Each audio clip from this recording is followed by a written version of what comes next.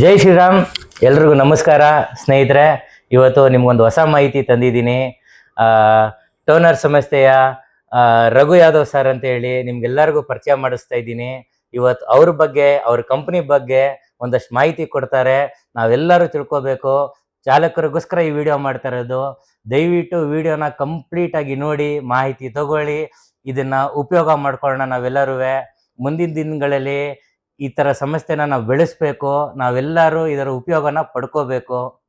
ನಮಸ್ಕಾರ ಸರ್. ನಮಸ್ಕಾರ. ಜೈ ಶ್ರೀರಾಮ್. ಜೈ ಶ್ರೀರಾಮ್. ಸರ್, ನಿಮ್ಮ ಬಗ್ಗೆ, ನಿಮ್ಮ ಕಂಪ್ನಿ ಬಗ್ಗೆ ದಯವಿಟ್ಟು ಒಂಚೂರು ತಿಳಿಸ್ಕೊಡಿ ಸರ್. ಓಕೆ, ನನ್ನ ಹೆಸರು ರಘು ಅಂತ. ಸೊ ನಾನು ಟೋನರ್ ಸಂಸ್ಥೆ CEO. ಸೊ ನಾನು ಈ ಸಂಸ್ಥೆ ಕಟ್ಟಿರೋದು ಚಾಲಕರಿಗೋಸ್ಕರ. ಚಾಲಕರ ಜೀವನ ಇವತ್ತು ಏನೇನು ಸಮಸ್ಯೆಗಳನ್ನ ಫೇಸ್ ಮಾಡ್ತಾ ಇದ್ದಾರೆ, ಸೊ ಅದರಿಂದ ಬೆಳಕಿನ ಕಡೆ ಮತ್ತು ಚಾಲಕರಿಗೆ ಎಲ್ಲೆಲ್ಲಿ ಯಾವ್ಯಾವ ಥರ ಸಪೋರ್ಟ್ ಮಾಡಬೇಕು, ಗೌರ್ಮೆಂಟ್ ರೇಟ್ ತಗೊಳ್ಳೋದು ಹೆಂಗೆ, ಗೌರ್ಮೆಂಟ್ ಕಡೆಯಿಂದ ಇವರು ಡ್ಯೂಟಿಗಳಿಗೆ ಪ್ರೂಫ್ ತಗೊಳ್ಳೋದು ಹೆಂಗೆ, ಇನ್ಕಮ್ ಸ್ಟೇಟ್ಮೆಂಟ್ ತಗೊಳ್ಳೋದು ಹೆಂಗೆ, ಮತ್ತು ಇವರು ಒಂದು ಗಿಗ್ ವರ್ಕರ್ ಕಡೆಯಿಂದ ಒಬ್ಬ ವೃತ್ತಿಪರ ವ್ಯಾಪಾರಸ್ಥನಾಗಿ ಬದಲಾಗೋದು ಹೆಂಗೆ ಅನ್ನೋದು, ಅದಕ್ಕೋಸ್ಕರ ನನ್ನ ಒಂದು ಡಿಜಿಟಲ್ ಚಳುವಳಿ. ಚಾಲಕರಿಗೆ ಅರಿವು ಮೂಡಿಸುವಂಥ ಕೆಲಸ, ಚಾಲಕರಿಗೆ ಒಂದು ಅಪ್ಲಿಕೇಶನ್ ಮುಖಾಂತರ ಒಂದು ವ್ಯವಸ್ಥೆಯನ್ನು ರೂಪಿಸುವಂಥ ಕೆಲಸ ಮಾಡ್ತಾ ಇದ್ದೀವಿ. ಸರ್, ನಿಮ್ಮ ಸಂಸ್ಥೆ ಮುಖಾಂತರ ನಮ್ಮ ಚಾಲಕರಿಗೆ ಏನೇನು ಪ್ರಯೋಜನ ಇದೆ, ಅದನ್ನು ಯಾವ ರೀತಿ ಬಳಕೆ ಮಾಡಬೇಕು, ಅದರಿಂದ ಅವ್ರಿಗೆ ಆಗೋ ಪ್ರಯೋಜನಗಳೇನು? ಸರ್, ಇವತ್ತು ಚಾಲಕರು ಅವ್ರ ಜೀವನನ ಯಾವ ಥರ ರೂಪಿಸ್ಕೊಂಡಿದ್ದಾರೆ ಮತ್ತು ಅವರಿಗೆ ಏನೇನು ಸಮಸ್ಯೆ ಇದೆ ಅಂದರೆ, ಇವತ್ತು ಅವ್ರುಗಳಿಗೆ ಬೇರೆ ಅಗ್ರಿಗೇಟರ್ ಸಂಸ್ಥೆಗಳ ಕೆಳಗಡೆ ಕೆಲಸ ಮಾಡಬೇಕಾದ್ರೆ ಅವ್ರದ್ದು ಕಿಲೋಮೀಟ್ರ್ ಸಮಸ್ಯೆಗಳಾಗಿರ್ಬೋದು, ಮತ್ತು ಅವರಿಗೆ ರೇಟಲ್ಲಿ ಸಮಸ್ಯೆಗಳಾಗಿರ್ಬೋದು, ಮತ್ತು ಇವ್ರ ಹತ್ರ ಗ್ರಾಹಕರನ್ನ ಇಟ್ಕೋಬೇಕು ಅನ್ನೋ ಸಾಮಾನ್ಯ ಜ್ಞಾನ ಇಲ್ಲ ನಮ್ಮ ಚಾಲಕರಿಗೆ. ಮತ್ತು ಇದೇ ರೀತಿಯಲ್ಲಿ ಗ್ರಾಹಕರ ಹತ್ರ ಯಾವ ಥರ ನಡ್ಕೋಬೇಕು, ಗ್ರಾಹಕರನ್ನ ರಿಪೀಟೆಡ್ ಕಸ್ಟಮರ್ ಆಗಿ ಹೆಂಗೆ ಇಟ್ಕೋಬೇಕು, ಮತ್ತೆ ಒಂದು ನ್ಯಾಯಸಮ್ಮತವಾಗಿ ಒಂದು ವ್ಯಾಪಾರ ಮಾಡಬೇಕು ಅಂದರೆ, ಮತ್ತೆ ಒಬ್ಬ ಗಿಗ್ ವರ್ಕರ್ ಅಂದರೆ ಕಾರ್ಮಿಕನಿಂದ ವ್ಯಾಪಾರಸ್ಥ ಆಗ್ಬೇಕಂದ್ರೆ ಇವ್ರಿಗೊಂದು ಇನ್ಕಮ್ ಸ್ಟೇಟ್ಮೆಂಟ್ ಇರಬೇಕು ಅನ್ನೋಂಥ ಸಾಮಾನ್ಯ ಜ್ಞಾನನೂ ಗೊತ್ತಿಲ್ದಿರ ಇವತ್ತು ಚಾಲಕರುಗಳು, ಅದು ಕೋವಿಡ್ ಆದಮೇಲೆ ತುಂಬ ಹೊಸ ಮುಖಗಳು ನಮ್ಮ ಡ್ರೈವಿಂಗ್ ಇಂಡಸ್ಟ್ರಿಗೆ ಬಂದಿದ್ದಾರೆ. ಸೊ ಇವ್ರುಗಳಿಗೆ ಎಲ್ಲೋ ಯಾರೋ ಹೇಳಿರ್ತಾರೆ, ಯಾರೋ ನೋಡಿರ್ತಾರೆ, ಅಥವಾ ಇವ್ರು ಅನ್ಕೊಂಡಿರ್ತಾರೆ ಒಂದು ಗಾಡಿ ಹಾಕೊಂಡು ಅವ್ರು ಓಡ್ಬೋದ್ರೆ 3,000 ದುಡಿಬೋದು, 5,000 ದುಡಿಬೋದು ಅಂತ. ಅದರಲ್ಲಿ ಎಷ್ಟು ತೊಂದರೆಗಳಿದಾವೆ, ಇವ್ರು ಸಂಪಾದನೆ ಮಾಡಿರೋ ದುಡ್ಡು ಎಲ್ಲಿ ಖರ್ಚಾಗುತ್ತೆ ಅನ್ನೋ ಸಾಮಾನ್ಯ ಜ್ಞಾನನೂ ಇಲ್ಲ. ಲಾಭ ನಷ್ಟದ ವಿಚಾರವಾಗಿ ಹೌದು, ಅವ್ರಿಗೆ ದುಡ್ದಿದ್ದು ಮಾತ್ರ ಕಾಣಿಸುತ್ತೆ, ಅದ್ರ ಹಿಂದೆಗಡೆ ಇರೋ ಖರ್ಚುಗಳು, ಅದ್ರ ಹಿಂದೆ ಇರೋ ವ್ಯವಸ್ಥೆ ತೊಂದರೆಗಳೆಲ್ಲ ಅವ್ರ ಕಣ್ಣಿಗೆ ಕಾಣಿಸೋದೇ ಇಲ್ಲ. ಸೊ ಈ ತರ ಒಂದು ವ್ಯವಸ್ಥೆಯಲ್ಲಿ ಸುಮಾರು ಜನ ಹೊಸ ಮುಖಗಳು, ಹೊಸ ಚಾಲಕರುಗಳು ಬಂದಿರೋದ್ರಿಂದ ಅವ್ರಿಗೆ ಈ ತರ ಗೌರ್ಮೆಂಟ್ ಒಂದು ರೇಟಿನ ವ್ಯವಸ್ಥೆ ಕೊಟ್ಟಿದೆ ಅನ್ನೋದೇ ಗೊತ್ತಿಲ್ಲ. ವರ್ಷಗಳು ಕಳೆದ್ರೂ ಇನ್ನೂ ಹೋಗ್ಬಿಟ್ಟು ಅಗ್ರಿಗೇಟರ್ ಸಂಸ್ಥೆಗಳ ಮುಂದೆ ಸ್ಟ್ರೈಕ್ ಮಾಡೋದು, ಚಾಲಕರು ಬೇರೆ ತರ ಇನ್ನೊಬ್ರು ಚಾಲಕರುಗಳನ್ನ ತೊಂದರೆ ಮಾಡೋದು, ಈ ತರ ಒಂದು ವ್ಯವಸ್ಥೆನ ಮಾಡ್ಕೊಳ್ತಾ ಇದ್ದಾರೆ. ಫಸ್ಟ್ ನಮ್ಮ ಚಾಲಕರು ಯಾವ ವ್ಯವಸ್ಥೆಯಲ್ಲಿದ್ದಾರೆ, ಅವರು ಯಾವ ತರ ವ್ಯಾಪಾರ ರೂಪಿಸ್ಕೋಬೇಕು, ಅವ್ರ ಜವಾಬ್ದಾರಿಗಳೇನು, ಅವ್ರು ಯಾವ್ಯಾವ ತರ ಪ್ರಿಕಾಷನರಿ ತಗೋಬೇಕು, ಗ್ರಾಹಕರಿಗೆ ಸೇವೆ ತಗೋಬೇಕಾದ್ರೆ ಅನ್ನೋಂಥ ಈ ವ್ಯವಸ್ಥೆಗಳನ್ನ ತಿಳ್ಕೊಬಿಟ್ರೆ ಆಟೋಮೆಟಿಕ್ ಆಗಿ ಎಲ್ಲ ಸಮಸ್ಯೆಗಳು ಬಗೆಹರಿಸ್ಬಿಡ್ತದೆ. ಯಾಕಂದ್ರೆ ಇವತ್ತು ಸರ್ಕಾರ ರೇಟ್ ಕೊಟ್ಟಿದೆ, ಮತ್ತೆ ಗ್ರಾಹಕರು ದುಡ್ಡು ಕೊಡಕ್ ರೆಡಿ ಇದ್ದಾರೆ, ಕೇಳಿದಾರ ನಮ್ ತಪ್ಪು. ಮತ್ತೆ ಈ ಅಗ್ರಿಗೇಟರ್ ಸಂಸ್ಥೆಗಳು ಅವ್ರ ಕಂಪ್ನಿ ಬೆಳೆಸ್ಕೊಳ್ಳೋದಕ್ಕೆ ನಿಮ್ ಶ್ರಮನ ಉಪಯೋಗಿಸ್ತಾ ಇದ್ದಾರೆ, ಅಲ್ಲಿ ಹೋಗೋದ್ ನಿಮ್ ತಪ್ಪು. ಅವ್ರನ್ನ ಸರಿಯಾಗಿ ಅಂತ ಹೇಳ್ಬಾರ್ದು, ನೀವು ಸರಿಯಾಗ್ಬೇಕು. ಇಲ್ಲಿ ವ್ಯವಸ್ಥೆನ ಇವರು ದೇವರು ಡೈರೆಕ್ಟ್ ಆಗಿ ಬಂದು ವರ ಕೊಡ್ಬೇಕಂತ ಕೇಳ್ತಾರೆ, ಇವರು ಭಕ್ತ ಆಗಿ ಇವರು ಪೂಜೆ ಮಾಡ್ಬೇಕು ಅನ್ನೋದನ್ನ ಮರ್ತಾಗಿದ್ದಾರೆ. ಸರ್, ನಮ್ಮಲ್ಲಿ ಚಾಲಕರಿಗೆ ಪ್ರಾಬ್ಲಮ್ ಏನಂದ್ರೆ, ನಾನು ಬಹಳಷ್ಟು ಕೇಳಿದ್ದೀನಿ, ನಮ್ಗೆ ಕರೆಕ್ಟಾಗಿ ರೇಟ್ ವರ್ಕೌಟ್ ಆಗ್ತಾ ಇಲ್ಲ, ದುಡಿಮೆ ಆಗ್ತಾ ಇಲ್ಲ ಅನ್ನೋದೇ ತುಂಬಾ ಪ್ರಶ್ನೆಗಳು ಬರುತ್ತೆ. ನೀವೇನ್ ಹೇಳ್ತೀರಾ ಇದರಿಂದ? ಸರ್, ಅದು ಕರೆಕ್ಟ್ ನಿಜ. ಬಟ್ ಇದಕ್ಕೆ ಸಮಸ್ಯೆ ಪರಿಹಾರ ಮಾಡ್ಕೊಳ್ಳೋದು ಹೆಂಗೆ ಅಂದ್ರೆ, ಕಮ್ಮಿ ರೇಟಿಗೆ ಯಾಕೆ ಡ್ಯೂಟಿ ಮಾಡ್ತೀರಾ? ಅವ್ರಿಗೆ ಏನು ಅನುಕೂಲ ಸಿಗ್ತಿದೆ ಆ ಅನುಕೂಲದಲ್ಲ ಅವರೆಲ್ಲ ಒದ್ದಾಡ್ತಾ ಇದ್ದಾರೆ. ನಮ್ಗೆ ಈ ರೇಟ್ ಸಿಗ್ತಾ ಇಲ್ಲ, ಹಂಗಾಗಿ ನಮ್ಗೆ ದುಡಿಮೆ ಆಗ್ತಾ ಇಲ್ಲ ಅನ್ನೋದೇ ಬಹಳ ಜನದ ಪ್ರಶ್ನೆ. ಸರ್, ಸಿಗ್ತಾ ಇಲ್ಲ ಅಲ್ಲ, ನೀವ್ ಯಾಕೆ ಕಮ್ಮಿ ರೇಟ್ಗೆ ಹೋಗಿ ಡ್ಯೂಟಿ ಮಾಡ್ತಾ ಇದ್ದೀರಾ? ನಿಮಗ್ ಗೊತ್ತಿದೆ ಕಮ್ಮಿ ರೇಟ್ ಕೊಡ್ತಾ ಇದ್ದಾರೆ ಅಂತ, ನೀವೇ ತಾನೇ ಹೋಗ್ಬಿಟ್ಟು ಸೇವೆ ಕೊಟ್ಟಿರೋದು ಕಮ್ಮಿ ರೇಟ್ಗೆ. ಹೌದು, ಹೋಗಿದ್ ನಿಮ್ ತಪ್ಪಲ್ವಾ? ಖಂಡಿತ ನೀವ್ ಹೇಳೋದು ನನಗೆ ಅರ್ಥ ಆಗತ್ತೆ. ಈಗ ಅವ್ರಿಗೆ ಪ್ರಾಪರ್ ಆಗಿ ಏನ್ ರೇಟ್ ಇದೆ, ಯಾವುದಕ್ಕೆ ಈ ಆಟೋದವ್ರಿಗಾಗ್ಲಿ ಮತ್ತೆ ನಮ್ಮ ಟ್ಯಾಕ್ಸಿ ಡಿಪಾರ್ಟ್ಮೆಂಟಿಗಾಗ್ಲಿ, ಅವ್ರಿಗೆ ಯಾವ ರೇಟ್ ಇದೆ, ಯಾವ ರೀತಿ ತಗೋಬೇಕು, ಅವರು ವ್ಯವಸ್ಥೆ ಯಾವ ರೀತಿ ಇದೆ ಸರ್ಕಾರದಿಂದ, ಅವ್ರು ಅದನ್ನ ಯಾವ ರೀತಿ ಉಪಯೋಗ ಮಾಡ್ಕೋಬೇಕು?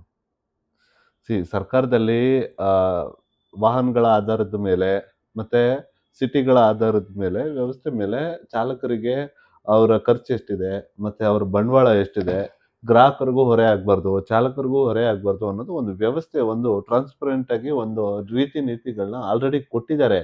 ಪಾಲನೆ ಮಾಡದೇ ಇರೋದು ಚಾಲಕರ ತಪ್ಪೇ ಹೊರತು ಇವರು ದೂಷಣೆ ಮಾಡೋದು ಇವರು ಜಾಣರ ಆದಂಗೆ ವ್ಯವಸ್ಥೆ ತಪ್ಪಲ್ಲ, ನಮ್ ಚಾಲಕರು ಅದನ್ನ ಉಪಯೋಗ ಮಾಡ್ಕೋಬೇಕು. ಫಾಲೋ ಮಾಡದೇ ಇರೋ ತಪ್ಪಲ್ವಾ? ಇವಾಗ ಎಷ್ಟೊಂದ್ ಸಲ ನಾವು ಈ RTO ಆಫೀಸರ್ಗಳಿಗೆಲ್ಲ ಹೋಗಿ ಭೇಟಿ ಮಾಡಿದಾಗ, ಸರ್ ನಾವು ಗೊತ್ತಿಲ್ದಿರೋ ಈ ತರ ಮಾತಾಡಿದಾಗ ಅವ್ರು ನಮ್ಗೆ ಎಷ್ಟು ಚೆನ್ನಾಗಿ ಅರಿವು ಮೂಡಿಸ್ತಾರೆ ಅಂದ್ರೆ, ನಾವು ಹೋಗ್ಬಿಟ್ಟು ಹೇಳ್ತೀವಿ, ಸರ್ ಓಲಾ ಹಂಗ್ ಮಾಡ್ದ, ಊಬರ್ ಹಿಂಗ್ ಮಾಡ್ದ, ರ್ಯಾಪಿಡೋ ಹಂಗ್ ಮಾಡ್ದ, ನಮ್ಮ ಹತ್ರ ನಾವ್ ಎಷ್ಟೇ ಹೇಳಿದ್ರು ಅವ್ರು ಹೇಳೋದು ಇಷ್ಟೇ, ನೋಡಪ್ಪ ಆ ಕಂಪ್ನಿ ಸರಿ ಇಲ್ಲ, ನೀನೇ ಹೇಳ್ದಲ್ವಾ, ಕರೆಕ್ಟ್ ಅಲ್ವಾ, ನಿನಗ್ ಗೊತ್ತು ತಾನೆ, ಮತ್ತೆ ನೀನ್ ಯಾಕೆ ಹೋಗಿ ಅವ್ರ ಹತ್ರ ಕೆಲಸ ಮಾಡ್ತೀಯಾ? ನಾವು ನಿಮ್ಗೆ ಆಲ್ರೆಡಿ ಗೌರ್ಮೆಂಟ್ ರೇಟ್ ಕೊಟ್ಟಿದ್ದೀವಿ, ನಮ್ ರೇಟ್ ಅಲ್ಲಿ ನೀವು ಮೀಟರ್ ಹಾಕೊಂಡು ಡ್ಯೂಟಿ ಮಾಡಿ. ಖಂಡಿತ ಒಳ್ಳೆ ವಿಚಾರ ಸರ್. ಸೊ ನಮಗೆ ಅವ್ರಿಗೆ ಏನು ಪ್ರಶ್ನೆ ಮಾಡೋದಕ್ಕೆ, ನೋಡು ನಾವು ನಮ್ಮ ಮಾತು ಕೇಳ್ತಾ ಇಲ್ಲ, ನಾವು ಲೈಸೆನ್ಸ್ ಕೊಟ್ಟಿಲ್ಲ, ಲೈಸೆನ್ಸ್ ಕೊಡದಿರೋ ಕಂಪ್ನಿಗೆ ನೀನ್ ಯಾಕೆ ಸೇವೆ ಮಾಡ್ತಾ ಇದೀಯ ಅಂತ ಕೇಳ್ತಾರ ಅವ್ರು. ಖಂಡಿತ ಒಳ್ಳೇದೇನೆ. ಅದು ನಮ್ ಜನ ಅರ್ಥ ಮಾಡ್ಕೋಬೇಕು, ಅವ್ರು ಬದಲಾವಣೆ ಮಾಡ್ಕೋಬೇಕು ಅಂತ. ಅಲ್ಲ, ನಿಮ್ ಫೋನ್ ಅಲ್ಲಿ ಅವ್ರ ಆಪ್ ಇಟ್ಕೊಂಡು ನೀನ್ ಅವನ್ ಮೇಲೆ ದೂಷಣೆ ಮಾಡಕ್ ಬಂದಿದ್ಯಾ, ಅವ್ನು ಎಲ್ಲಿಂದ ಹೋಗ್ತಾನೆ? ನೀನ್ ಫೋನ್ ಅಲ್ಲಿ ನೀನ್ ಇಟ್ಕೊಂಡಿರೋದು, ಬೆಳೆಸ್ತಾ ಇರೋದ್ ನೀನು, ಸಾಕ್ತಾ ಇರೋದ್ ನೀನು, ಅದನ್ನ ಕಾಪಾಡ್ತಾ ಇರೋದೇ ನೀನು, ಮತ್ ನೀನೇ ಬಂದ್ಬಿಟ್ಟು ಅವನ ಮೇಲೆ ಕಂಪ್ಲೇಂಟ್ ಕೊಡ್ತೀಯಲ್ಲ ಅಂತ ಹೋಗಿತಾರ ನಮ್ಮಕ್ಕೆ.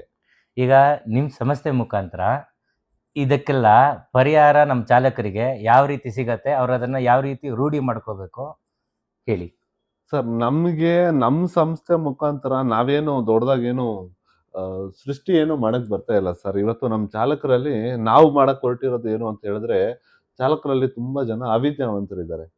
ಮತ್ತೆ ಇವತ್ತು ಅವ್ರಿಗೆ ಇರೋ ಅಂತ ಕಷ್ಟಗಳು, EMI ಆಗಿರ್ಬೋದು, ಫ್ಯಾಮಿಲಿ ಮೇಂಟೆನೆನ್ಸ್ ಆಗಿರ್ಬೋದು, ಮಕ್ಕಳ ಫೀಸು, ಮತ್ತೆ ಈ ಗಾಡಿ ಮೇಂಟೆನೆನ್ಸು, ಆಕ್ಸಿಡೆಂಟು, ಮತ್ತೆ ಈ ಟ್ರಾಫಿಕ್ ಪೊಲೀಸ್ ಅವರು, ಈ ತರ ಸಮಸ್ಯೆಗಳ ಮೂಟೆ ನಮ್ಮ ಚಾಲಕರ ಹಿಂದೆ ಇರೋದ್ರಿಂದ ಅವರುಗಳು ದೂರಾಲೋಚನೆ ಮತ್ತೆ ಮುಂದಿನ ಭವಿಷ್ಯದ ಬಗ್ಗೆ ಯೋಚನೆ ಮಾಡೋಷ್ಟು ಪುರ್ಸೊತ್ತಿಲ್ಲ ಅವ್ರಿಗೆ.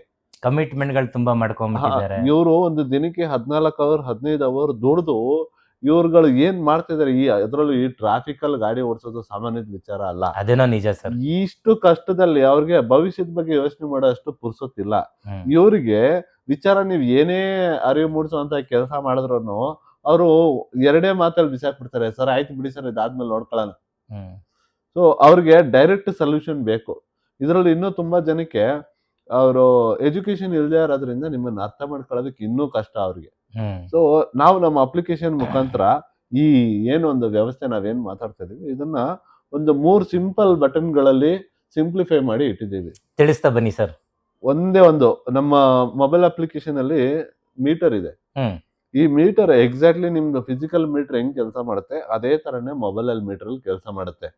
ಸೊ ನಿಮ್ಗೆ ಆಕ್ಚುಲ್ ಆಗಿ ಈ ಫಿಸಿಕಲ್ ಮೀಟರ್ಗಳಲ್ಲಿ ಎಲೆಕ್ಟ್ರಾನಿಕ್ ಪಲ್ಸು ಮತ್ತೆ ರೇಡಿಯಲ್ ಪಲ್ಸ್ ಅಂತ ಇದೆ. ಇದು ಎರಡರ ಮುಖಾಂತರ ಡಿಸ್ಟೆನ್ಸ್ ನ ಕ್ಯಾಲ್ಕುಲೇಟ್ ಮಾಡುತ್ತೆ. ನಾವು ನಮ್ಮ ಅಪ್ಲಿಕೇಶನ್ ಅಲ್ಲಿ ವರ್ಚುವಲ್ ಪಲ್ಸ್ ಅನ್ನೋ ಒಂದು ಕಾನ್ಸೆಪ್ಟ್ ನ ಇಂಟ್ರೊಡ್ಯೂಸ್ ಮಾಡಿದೀವಿ. ಇದು ಈಕ್ವಲ್ ಟು ಫಿಸಿಕಲ್ ಮೀಟರ್ಗೆ ಸಂಬಂಧಪಟ್ಟಂಗೆ ಕೆಲಸ ಮಾಡ್ತದೆ. ಇದರಲ್ಲಿ ಯಾವ ಗಾಡಿ, ಯಾವ ಗವರ್ಮೆಂಟ್ ರೇಟ್, ಎಷ್ಟು ಡಿಸ್ಟೆನ್ಸು, ಮತ್ತೆ ಯಾವ್ಯಾವ ಕಂಡೀಷನ್ ಇದೆ. ಇವತ್ತು ನೈಟ್ ಅಲ್ಲಿ 10% ಎಕ್ಸ್ಟ್ರಾ ಕಾರ್ಗೆ, 50% ಎಕ್ಸ್ಟ್ರಾ ಆಟೋಗೆ, ಈ ಕಂಡೀಷನ್ಸ್ನೆಲ್ಲ ಅದರಲ್ಲಿ ಆಲ್ರೆಡಿ ಅಳವಡಿಸಿದೀವಿ. ಡ್ರೈವರ್ ಕೆಲಸ ಏನು ಅಂದ್ರೆ, ಮೀಟರ್ಗೆ ಹೋಗ್ಬೇಕು, ಗ್ರಾಹಕರು ಕುಂತ್ಕೊಂಡಾಗ ಸ್ಟಾರ್ಟ್ ಬಟನ್ ಹಸಿರು ಕಲರ್ ಸ್ಟಾರ್ಟ್ ಬಟನ್ ಒತ್ತಬೇಕು, ಮತ್ತೆ ಕಸ್ಟಮರ್ ಇಳಿಬೇಕಾದ್ರೆ ರೆಡ್ ಕಲರ್ ಬಟನ್ ಎಂಡ್ ಅದನ್ನ ಒತ್ತಬೇಕು. ಅದನ್ನ ಒತ್ತಿದಾಗ ಅವ್ರು ಎಲ್ಲಿ ಸ್ಟಾರ್ಟ್ ಮಾಡಿದ್ರು, ಎಲ್ಲಿಗೆ ಎಂಡ್ ಮಾಡಿದ್ರು, ಎಷ್ಟು ದೂರ ಅವ್ರು ಟ್ರಾವೆಲ್ ಮಾಡಿದ್ದಾರೆ, ಎಷ್ಟು ಗಂಟೆಗೆ ಸ್ಟಾರ್ಟ್ ಆಯ್ತು, ಎಷ್ಟು ಗಂಟೆಗೆ ಎಂಡ್ ಆಯ್ತು, ಪಿಕಪ್ ಲೊಕೇಶನ್ ಯಾವುದು, ಡ್ರಾಪ್ ಲೊಕೇಶನ್ ಯಾವುದು, ಟೋಟಲ್ ಆಗಿ ಗೌರ್ಮೆಂಟ್ ಪ್ರಕಾರ ಮಿನಿಮಮ್ ಬೇಸ್ ಏನು, ಎಕ್ಸ್ಟ್ರಾ ಕಿಲೋಮೀಟರ್ಗೆ ಏನು, ಎಕ್ಸ್ಟ್ರಾ ಟೈಮ್ ಏನು, ಎಲ್ಲಾ ಡೀಟೇಲ್ಸ್ ಇನ್ವಾಯ್ಸ್ ಅಲ್ಲಿ ಬಂದ್ಬಿಡುತ್ತೆ. Super sir. ಎರಡೇ ಬಟನ್, ಯಾರು ಬೇಕಾದ್ರೂ ಆಪರೇಟ್ ಮಾಡಬಹುದು. ಇದಾದ್ಮೇಲೆ ನೀವು ವ್ಯಾಪಾರ ಮಾಡ್ತಾ ಇರೋದ್ರಿಂದ ನಿಮಗೆ ಕೆಲವೊಂದ್ ಕಡೆ ಟೋಲ್ ಆಡ್ ಮಾಡ್ಬೇಕು, ಕೆಲವೊಂದ್ ಕಡೆ ನೀವು ಡಿಸ್ಕೌಂಟ್ ಕೊಡ್ಬೇಕು. ಇವಾಗ ಕಾಂಪಿಟೇಷನ್ ನಿಮಗೂ ಅಗ್ರಿಗೇಟರ್ಗೂ ಅಲ್ವಾ, ನಿಮಗೆ ಈ ಡಿಸ್ಕೌಂಟ್ ಕೊಡ್ಬೇಕು. ಗ್ರಾಹಕನ ನಿಮ್ಮ ಹತ್ರ ದಕ್ಕಿಸ್ಕೋಬೇಕು ಅಂದ್ರೆ ನೀವು ಡಿಸ್ಕೌಂಟ್ ಕೊಡ್ಬೇಕು. ಇದಕ್ಕೆಲ್ಲ ಒಂದಷ್ಟು ಪ್ರಾವಿಷನ್ ಕೊಟ್ಟಿದೀವಿ. ಅದು 1, 2, 3 ನಂಬರ್ ಒತ್ತಿದ್ರೆ ಸಾಕು, ಬೇರೆ ಏನೂ ಇಲ್ಲ. ಸೊ ಅದರಲ್ಲೇ ಆಪ್ಷನ್ಸ್ ಕೊಟ್ಟಿದ್ದೀರಾ. ಅದರಲ್ಲೇ ಟೋಲ್ ಆಡ್ ಮಾಡೋದಕ್ಕಾಗ್ಲಿ ಅಥವಾ ಡಿಸ್ಕೌಂಟ್ ಕೊಡೋದಕ್ಕಾಗ್ಲಿ, ಪಾರ್ಕಿಂಗ್ ಫೇರ್ ಮಾಡೋದಕ್ಕಾಗ್ಲಿ. ಹೌದು, ಟ್ರಿಪ್ ಎಂಡ್ ಮಾಡಿದ್ಮೇಲೆ ಅಲ್ಲಿ 2 ಬಟನ್ ಕಾಣುತ್ತೆ. ಒಂದು ಜಾಸ್ತಿ ಮಾಡೋದು, ಒಂದು ಕಮ್ಮಿ ಮಾಡೋದು. ಜಾಸ್ತಿ ಮಾಡೋದು ಟೋಲು, ಪಾರ್ಕಿಂಗು, ಪರ್ಮಿಟ್, ಟಿಪ್ಸ್. ಕಮ್ಮಿ ಮಾಡೋದು ಡಿಸ್ಕೌಂಟ್. ಎರಡೇ ವಿಚಾರ, ನಂಬರ್ ಹಾಕೋದಷ್ಟೇ ನಿಮ್ ಕೆಲಸ. ನಂಬರ್ ಹಾಕಿ ಅದಾದ್ಮೇಲೆ ಒಂದು ಕಪ್ ಕಲರ್ ಬಟನ್ ಬರ್ತದೆ, ಕ್ರಿಯೇಟ್ ಇನ್ವಾಯ್ಸ್. ಹಸಿರು, ಕೆಂಪು, ಕಪ್ಪು ಮುಗೀತು ನಿಮ್ ಕೆಲಸ. ಅದ್ರ ಕೆಳಗಡೆ ಒಂದು ವಾಟ್ಸಪ್ ಬಟನ್ ಬರುತ್ತೆ ಬಿಲ್ ಶೇರ್ ಮಾಡ್ಬೇಕಂದ್ರೆ. ಇಲ್ಲ ಅಂದ್ರೆ ಅಲ್ಲಿ ನಿಮ್ದು QR ಕೋಡ್ UPI ID ಹಾಕಿದ್ರೆ QR ಕೋಡ್ ಜನರೇಟ್ ಆಗುತ್ತೆ, ದುಡ್ಡು ಡೈರೆಕ್ಟ್ ಆಗಿ ನಿಮ್ ಬ್ಯಾಂಕ್ ಅಕೌಂಟ್ಗೆ ಬರ್ತದೆ. ನೀವು ದುಡ್ಡು ಇಸ್ಕೊಂಡ್ರು ಆ QR ಕೋಡ್ಗೆ ಅವ್ರವ್ರ QR ಕೋಡ್ ಹಾಕಿ ಬ್ಯಾಂಕ್ ಅಕೌಂಟ್ ಡೀಟೇಲ್ಸ್ ಹಾಕಿ ಪೇಮೆಂಟ್ ಅವ್ರದ್ದು ಈ ಫೋನ್ ಪೇ ಗೂಗಲ್ ಪೇ ಅಲ್ಲಿ ನಿಮ್ದು UPI ID ಅಂತ ಇರ್ತದೆ, ಅದನ್ನೇ ಅದರಲ್ಲಿ ಒಂದೇ ಒಂದ್ಸಲ ಹಾಕಿದ್ರೆ ಸಾಕು. ನೀವು ಎಷ್ಟು ಸಲ ಡ್ಯೂಟಿ ಮಾಡಿದಾಗ್ಲೂ ಏನೇ ಬಿಲ್ ಅಮೌಂಟ್ ಬಂದ್ರು ಅದರಲ್ಲೇ ನಿಮ್ಗೆ QR ಕೋಡ್ ಅಮೌಂಟ್ ಎಲ್ಲ ತೋರಿಸ್ಬಿಡುತ್ತೆ.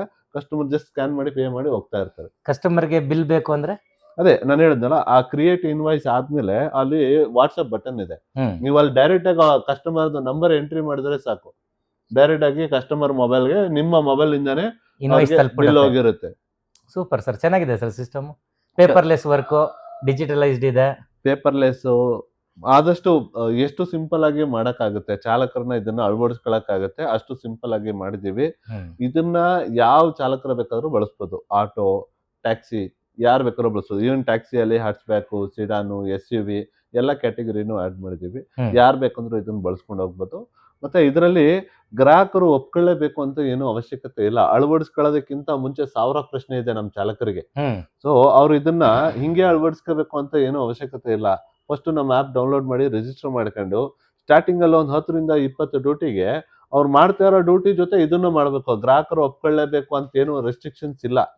ಇವರು ಇದನ್ನೇ ಮಾಡ್ಕೊಂಡು ಇವ್ರ ವ್ಯಾಪಾರ ಹೆಂಗ್ ನಡೀತದೆ ಅನ್ನೋದು ಫಸ್ಟ್ ಇವರು ಸ್ಕ್ಯಾನ್ ಮಾಡ್ಕೋಬೇಕು. ಇವ್ರು ತಿಳ್ಕೋಬೇಕು. ಇವ್ರು ನನಗೆ ಗ್ರಾಹಕ 12 ಕಿಲೋಮೀಟರ್ಗೆ ಎಷ್ಟು ದುಡ್ಡು ಕೊಟ್ಟಿದ್ದಾನೆ, ಸರ್ಕಾರದ ರೇಟ್ ಪ್ರಕಾರ ನನ್ಗೆ ಎಷ್ಟು ಬರ್ಬೇಕಾಗಿತ್ತು, ಜಾಸ್ತಿ ಕೊಟ್ಟಿದಾರ ಕಮ್ಮಿ ಕೊಟ್ಟಿದಾರ ತಿಳ್ಕೋಬೇಕು ಅವರು. ಆ ವ್ಯತ್ಯಾಸ ತಿಳ್ಕೊಂಡಾಗ ಇವಾಗ ನೀವೇ ಡಿಸೈಡ್ ಮಾಡ್ಬಿಟ್ಟಿದಾರ ನಾನು ಲಾಸ್ಟ್ ಅಲ್ಲಿ ಡ್ಯೂಟಿ ಮಾಡಕ್ ರೆಡಿ ಅಂದ್ರೆ ಬ್ರಹ್ಮ ಬಂದ್ರು ನಿಮ್ಮನ್ನ ನೀವ್ ಹೇಳಿದ್ರಲ್ಲ ಅವಾಗ್ಲೇ ಸಮಸ್ಯೆ, ಅದರಿಂದ ಆಚೆ ತರಕ್ ಆಗಲ್ಲ. ನಿಜ. ಒಂದ್ ವೇಳೆ ನೀವೇನಾದ್ರೂ ಬುದ್ಧಿವಂತರಾಗಿ ಇಲ್ಲೆಲ್ಲೋ ನನಗೆ ಗೊತ್ತಿಲ್ದಿರೋ ದುಡ್ಡು ಕಳ್ಕೊಳ್ತಾ ಇದ್ದೀನಿ, ನಾನ್ ನೆಕ್ಸ್ಟ್ ಟೈಮ್ ಕರೆಕ್ಟ್ ಆಗಿ ಗವರ್ಮೆಂಟ್ ರೇಟ್ ಅಲ್ಲಿ ದುಡ್ಡು ತಗೋಬೇಕು ಅಂತ ನೀವೇನಾದ್ರೂ ಬುದ್ಧಿವಂತರಾದ್ರೆ ಅವಾಗ ನಿಮ್ಗೆ ಗ್ರಾಹಕರ ಹತ್ರ ಹೆಂಗ್ ಮಾತಾಡ್ಬೇಕು, ಯಾವ ತರ ದುಡ್ಡು ತಗೋಬೇಕು, ನ್ಯಾಯಬದ್ಧವಾಗಿ ಹೆಂಗ್ ವ್ಯಾಪಾರ ಮಾಡ್ಬೇಕು, ಅದಕ್ಕೆ ಬೇಕಾಗಿರೋ ಡಾಕ್ಯುಮೆಂಟ್ ಪ್ರೂಫ್ ಇಟ್ಕೊಂಡು ನಿಮ್ಮ ವ್ಯಾಪಾರ ನೀವ್ ಹೆಂಗ್ ಬೆಳೆಸ್ಕೋಬೇಕು ಅನ್ನೋದ್ರ ಬಗ್ಗೆ ನಮಗಿರೋ ಅಂತ ತಿಳುವಳಿಕೆಯಲ್ಲಿ ನಾವು ನಿಮಗೆ ವಿಚಾರ ಮುಟ್ಸೋಂತ ಕೆಲಸ ನಾವು ಮಾಡ್ತೇವೆ.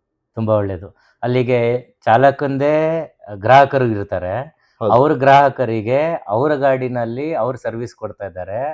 ಅದಕ್ಕೆ ಒಂದು ವೇದಿಕೆ ಸೃಷ್ಟಿ ಮಾಡಿದ್ದೀರಾ. ಎಕ್ಸಾಕ್ಟ್ಲಿ. ಇವತ್ತು ಚಾಲಕರು ಹೆಂಗೆ ಅವರು ವ್ಯಾಪಾರ ಮಾಡೋದಕ್ಕೆ ಒಂದು ಕಾರ್ ಖರೀದಿ ಮಾಡಿದ್ದಾರೆ, ಅವರು ಕಮ್ಯುನಿಕೇಶನ್ ಇಟ್ಕೊಳ್ಳೋದಕ್ಕೆ ಒಂದು ಫೋನ್ ಖರೀದಿ ಮಾಡಿದ್ದಾರೆ, ಒಂದು ಸಿಮ್ ಖರೀದಿ ಮಾಡಿದ್ದಾರೆ, ದಿನ ಗ್ರಾಹಕರು ಬಂದಾಗ ಓಡಾಡೋದಕ್ಕೆ ಫ್ಯೂಲ್ ಹಾಕ್ತಾರೆ. ಆತರ ನಮ್ದು ಒಂದು ಸಾಧನ ಅಷ್ಟೇ, ಅವ್ರಿಗೆ ವ್ಯಾಪಾರದ ಸಾಧನ.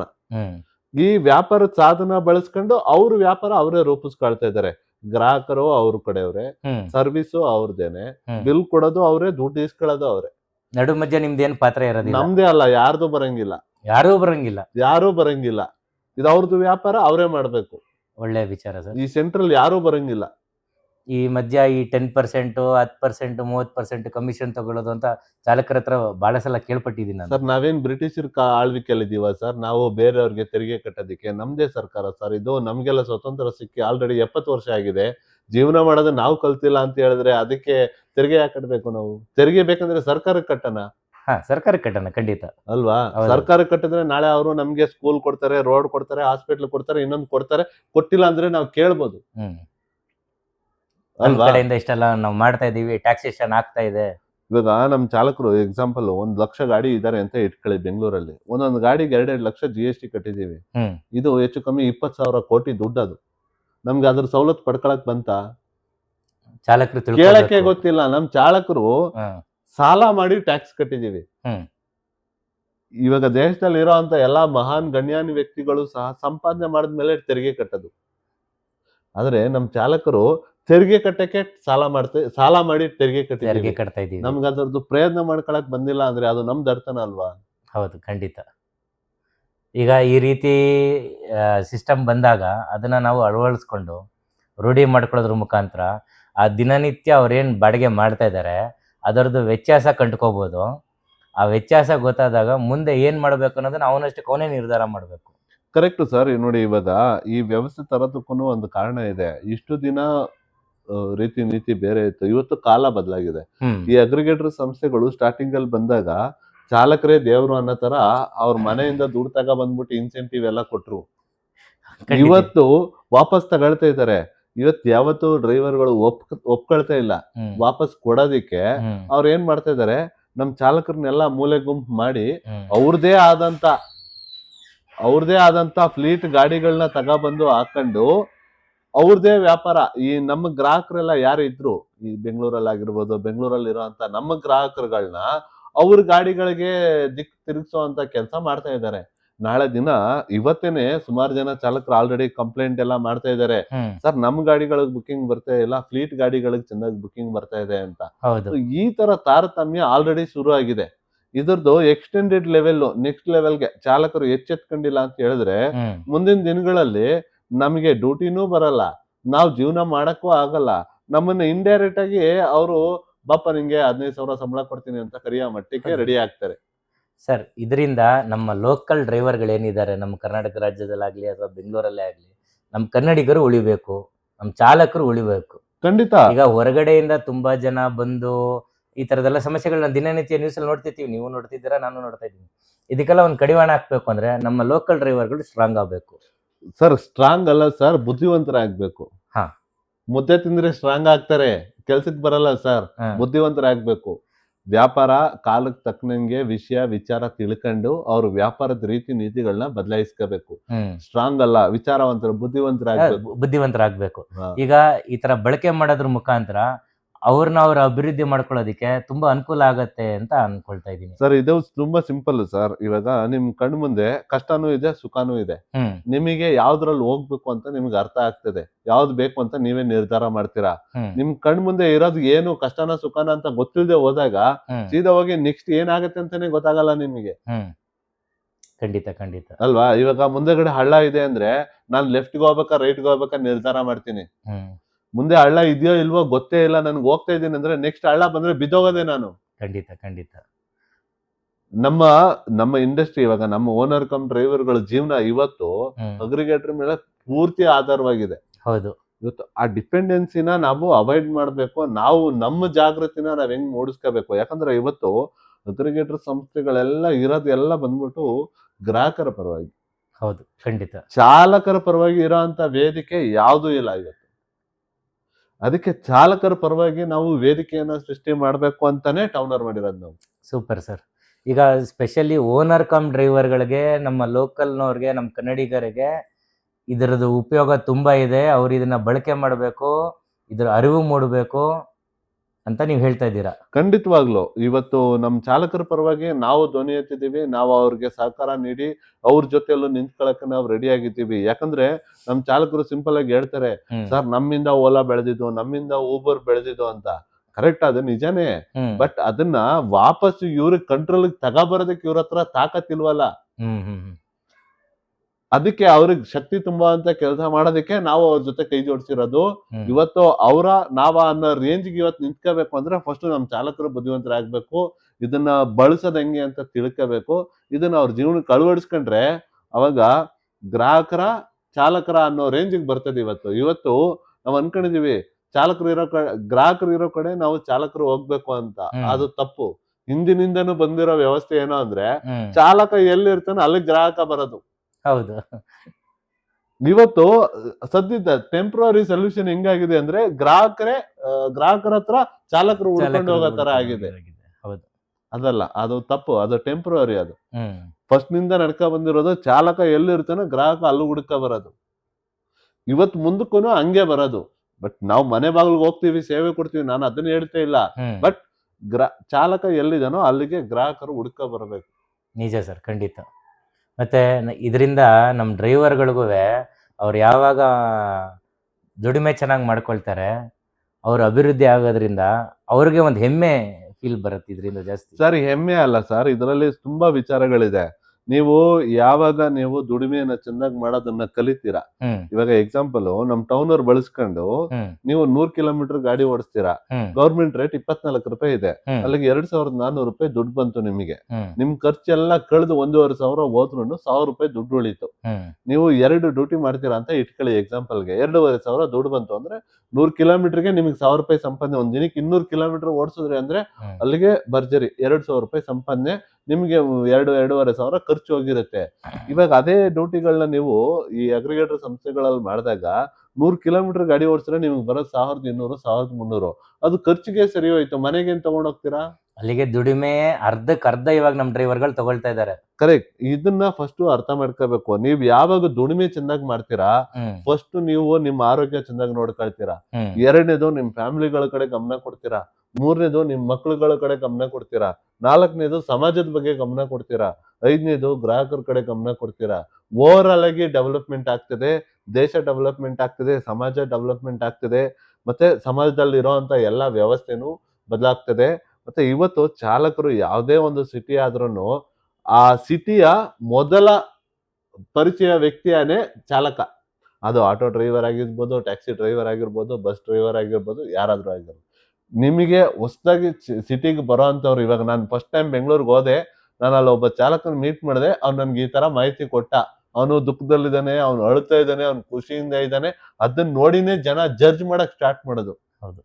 ಸೊ ಹಾಗಾಗಿ ನಾವು ಈ ಸಮಾಜದ ಪ್ರತಿನಿಧಿಗಳಾಗಿ ಸಮಾಜದಲ್ಲಿ ಏನು ಟ್ರಾನ್ಸ್ಪೋರ್ಟ್ ಸೇವೆಯನ್ನ ಕೊಡ್ತಾ ನಾವೇನ್ ಇವಾಗ ಒಂದು ಮಾಡ್ತಾ ಇದ್ದೀವಿ, ನಾವುಗಳು ಎಷ್ಟು ಖುಷಿಯಿಂದ ಇರ್ತೀವಿ, ಎಷ್ಟು ಆರೋಗ್ಯವಂತರಾಗಿ ಎಷ್ಟು ಚೆಂದಾಗಿ ಇರ್ತೀವೋ, ನಮ್ಮನ್ನ ನೋಡಿ ಈ ದೇಶ ಯಾವ ತರ ಇದೆ, ಈ ಊರು ಯಾವ ತರ ಇದೆ, ಈ ರಾಜಕೀಯ ಯಾವ ತರ ಇದೆ, ಇಲ್ಲಿರೋ ಜನ ಯಾವ ತರ ಇದಾರೆ ಅನ್ನೋದನ್ನ ಬಿಂಬಿಸುತ್ತೆ.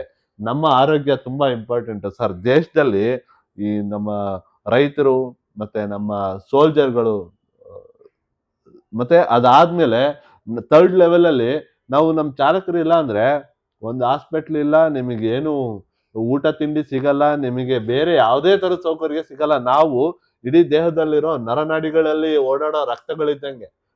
ನಾವು ಓಡಾಡಿಲ್ಲ ಅಂದ್ರೆ ಕಣಗಳು ನಿಂತೈತವೆ, ದೇಹ ಉಸಿರಾಡೋದೇ ನಿಂತಿಸ್ಬಿಡ್ತದೆ.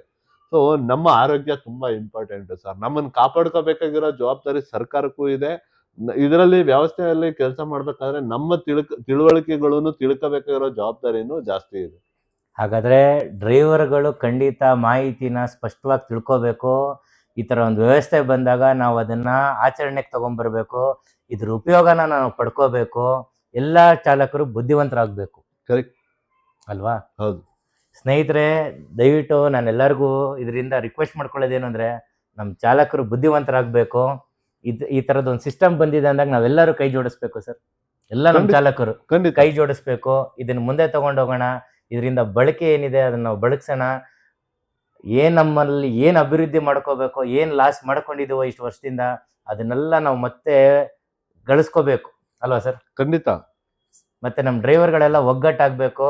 ಈ ತರದ್ದು ಒಂದು ವಿಷಯ ಬಂದಾಗ ನಾವು ಅದಕ್ಕೆ ಕೈ ಜೋಡಿಸಿ ಮುಂದೆ ತಗೊಂಡು ಹೋಗೋಣ. ಜೈ ಶ್ರೀರಾಮ್ ಸರ್.